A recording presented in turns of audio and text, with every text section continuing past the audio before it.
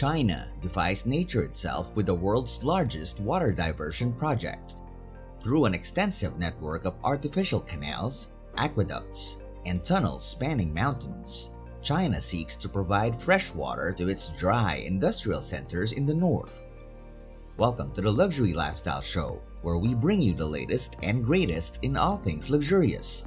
In this video, we will delve into the controversial South to North water diversion project, exploring its cost, purpose, and environmental impact and its potential benefits or drawbacks for the Chinese people. But before we continue, make sure to hit that subscribe button and notification bell so you won't miss any of our videos. Now, let's get right to it. China's geography has been both a blessing and a curse throughout history. The Yangtze and Yellow River systems have nurtured eastern China's thriving civilizations, sustained by fertile floodplains. In contrast, the northern and far western regions, featuring the Taklamakan and Gobi deserts, as well as the imposing Himalayas and Tibetan Plateau, remain sparsely populated and inhospitable for agriculture. This stark divide is exemplified by an imaginary line, east of which 94% of China's population resides, dividing the nation into contrasting halves. China's capital, Beijing, and its surrounding northern cities have historically been crucial hubs for population, agriculture, and trade.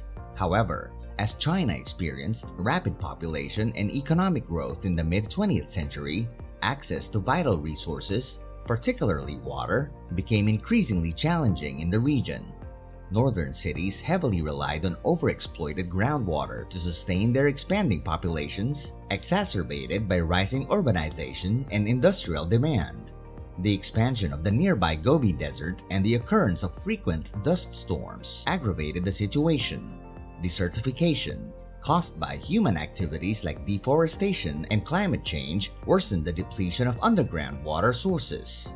By the early 1950s, the water scarcity issue in northern China became evident, prompting Mao Zedong, the founder of the People's Republic of China, to propose the concept of transferring water from the water-rich south to the arid north.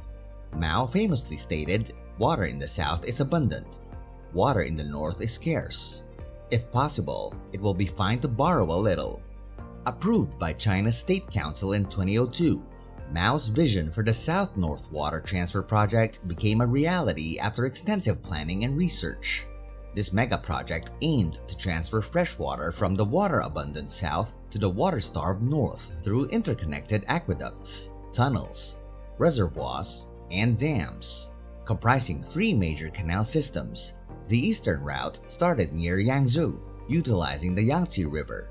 Water was pumped from the Yangtze to the Jinghang Grand Canal, crossed the Yellow River via an underground tunnel, and then flowed through aqueducts in Tianjin. Despite delays, by 2017, Tianjin received fresh water, benefiting 10 million people with an estimated volume of 1 billion cubic meters annually. In contrast, the central route faced greater challenges due to the lack of pre-existing infrastructure for water diversion, making its construction more demanding. The central route begins at the Danjiangkou Reservoir, necessitating the elevation of the Danjiangkou Dam by up to 15 meters to facilitate downstream water flow. This adjustment eliminated the need for pumping stations as the increased reservoir level allowed water to flow through canals and aqueducts. However, over 300,000 individuals from Hubei and Henan had to be relocated to make way for the expanded reservoir and canals. The central route, completed in 2014, spanned for more than 1,200 kilometers.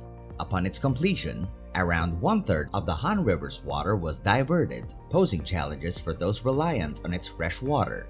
In July 2022, plans were announced for a massive underground tunnel to connect the Three Gorges Dam, the Han River, and eventually the central route, ensuring a reliable water supply. This tunnel, situated 1 kilometer below the surface, will become the longest and deepest artificial waterway ever built. By 2030, the central route is expected to transfer up to 12 cubic kilometers of water annually, equivalent to roughly one-third of the Three Gorges reservoir capacity.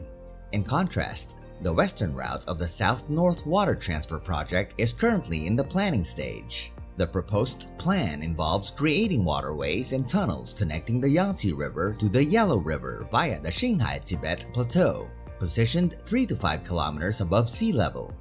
The region's topography and climate pose exceptional difficulties for this project, necessitating mountain carving to navigate the rugged terrain. The western route is expected to conclude by 2050, providing approximately 17 cubic kilometers of fresh water annually to northern Chinese provinces and serving a population of nearly 100 million people. Unofficial proposals have suggested diverting water from transboundary rivers like the Brahmaputra and Mekong, originating from China but flowing through Southeast Asia. India has expressed concerns about China's potential manipulation of the Brahmaputra's flow. However, the South-North Water Transfer Project has already been deemed successful by the Chinese government, benefiting around 140 million citizens in water-scarce areas. Local and provincial governments hold diverse perspectives on the project.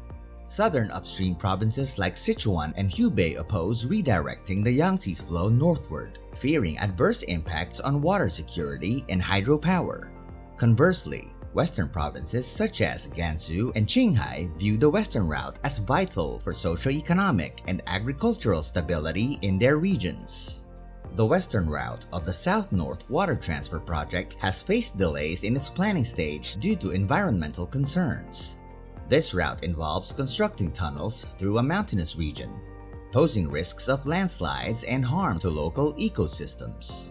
Moreover, the seismically active Qinghai-Tibet Plateau raises concerns about potential earthquakes and the substantial financial burden they would impose on the Chinese government.